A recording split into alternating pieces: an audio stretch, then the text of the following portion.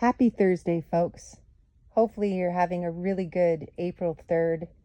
It's a day after a weird day of weather in the Niagara region. Hopefully everybody's safe and accident-free, has their power back on. Hopefully you're settled into your day and it's a good one. Today's April 3rd and I missed April 2nd yesterday, which was Autism Awareness Day. It was a hard day for me. A year ago, I lost my guy with autism. His case was complicated by a mitochondrial disease, and he was being diagnosed when he was 4, and the prognosis is that he'd reach the age of 10. Well, he passed away, at the age of almost 21. So the things that we did as parents, the diets, the natural modalities, the different modalities that were off the beaten path of what school and medical systems were recommending really made a difference in his life, because he lived twice what he was supposed to.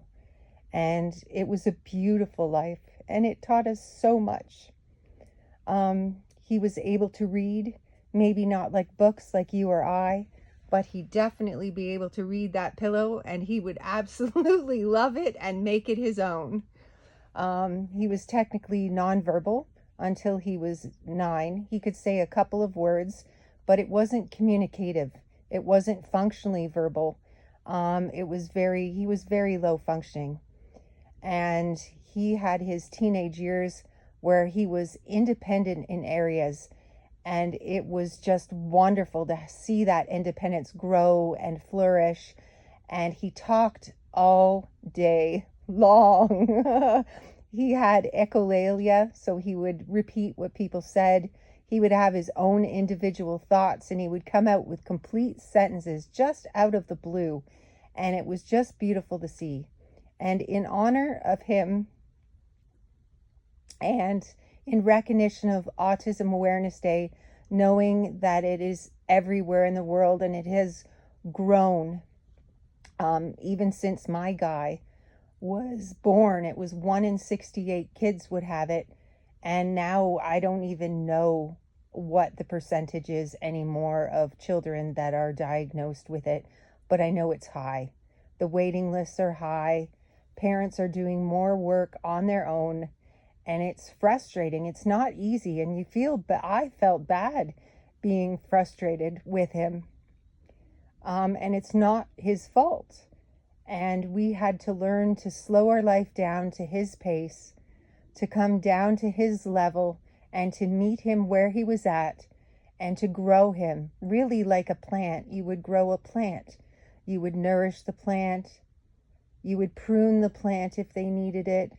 You would change the light if they needed that. And that is what we really did with our son. And in 2010, I took my business plan skills and I made a homeschooling plan for our son. And it's called I Am Ready to Learn. And he was definitely ready to learn. And we took that programming and we brought it to the school. And I don't think I'm going to surprise anyone when they said no, they weren't going to use it. It was too much work. We were asking them to use the program for 45 minutes a day, fill out the sheets so that we could track what he was doing at school and continue it at home for consistency, because as an accountant, consistency is key. Well, it was key for teaching him as well. And so we took that program back home. We got a worker who could homeschool him with ABA principles, but not strict ABA. And she really listened to Angus and followed his lead.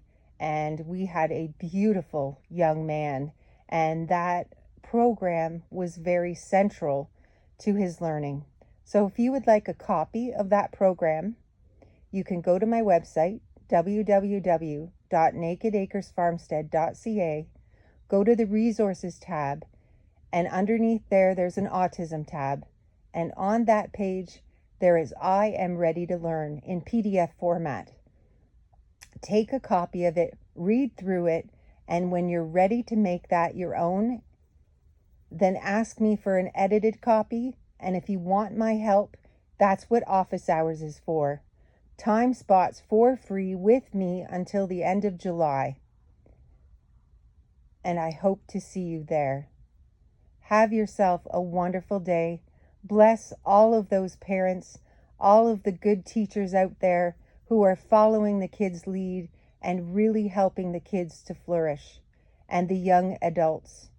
Because the more you do when they're younger, the more you'll see when they're older, and they become more independent in their own ways. So bless you all for raising them. Peace, love, and hugs. Have a wonderful day.